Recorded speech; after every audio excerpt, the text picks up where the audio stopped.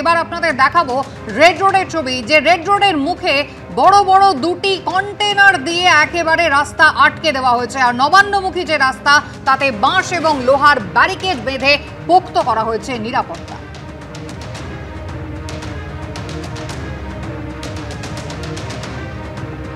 গত বছর নবান্ন অভিযানে সুরক্ষা নিরাপত্তার ছবিটা যেরকম ছিল, এবছরও সেরকমই ধরা পড়ছে।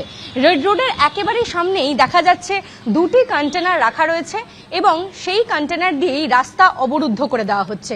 তারই সঙ্গে পুলিশ প্রশাসনের পক্ষ থেকে গতকালই সাংবাদিক সম্মেলন করে জানিয়ে দেওয়া হয়েছিল প্রস্তুতি থাকবে একেবারে কড়া, তারা সব রকম ভাবে প্রস্তুত থাকবেন।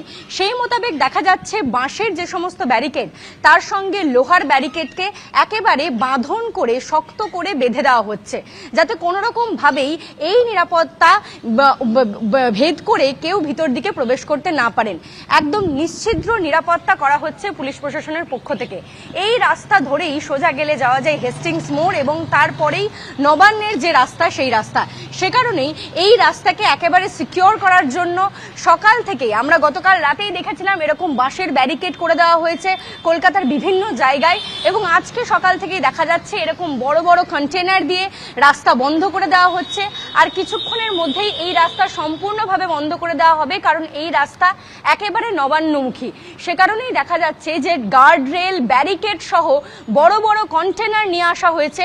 গত বছর যে ছবিটা ধরা পড়েছিল নিরাপত্তা নিশ্চিত করতে, নিরাপত্তা নিশ্ছিদ্র করতে, গত বছর যেরকম ভাবে কন্টেনার দিয়ে রাস্তা অবরুদ্ধ করা হয়েছিল, এবারেও ঠিক সেই ছবিই ধরা পড়ছে। ক্যামেরায় সন্দীপ পালের সঙ্গে ঐশী মুখোপাধ্যায়, এবিপি আনন্দ, কলকাতা। আমরা এই মুহূর্তে রয়েছি হাওড়া ব্রিজের ওপর। যে ছবি আমরা এখানে দেখাবো, যে হাওড়া ব্রিজের কলকাতার থেকে হাওড়ার দিকে যাওয়ার যে রাস্তা, ঠিক সেখানে এই ধরনের 12 ফিটের লোহার গার্ডরেল, সেগুলো কিন্তু রাস্তার উপর সেট করা হচ্ছে। ইতিমধ্যেই ভোর থেকে এই ছবি কিন্তু হাওড়া ব্রিজের উপর দেখতে পাওয়া যাচ্ছে। এই 12 ফিটের লোহার গার্ডরেল, এটা রাস্তার দুদিকে ইতিমধ্যে পুলিশ আধিকারিকরা নিয়ে এসেছেন এবং এখন এখানে যান চলাচল করছে। কিন্তু পরবর্তী ক্ষেত্রে এই গার্ডরেলগুলো এখানে লাগানোর পর এখানে কিন্তু যান চলাচল নিয়ন্ত্রিত হবে। যে ছবি আমরা দেখাচ্ছি, লোহার গার্ডরেল, সেগুলো মাটির মধ্যে পুরো খুঁড়ে সেগুলো সেট করা হবে। এর আগেও হাওড়া ব্রিজে নবান্ন অভিযানে যে ছবি আমরা দেখেছি, ধুমধুমার পরিস্থিতি তৈরি হয়েছিল, পুলিশের গাড়ি জ্বালিয়ে দেওয়ার মতো ঘটনা ঘটেছিল। এক অ্যাসিস্ট্যান্ট কমিশনার, তার হাতও পর্যন্ত ভেঙে গেছিল, তিনি হাসপাতালে চিকিৎসাধীন ছিলেন।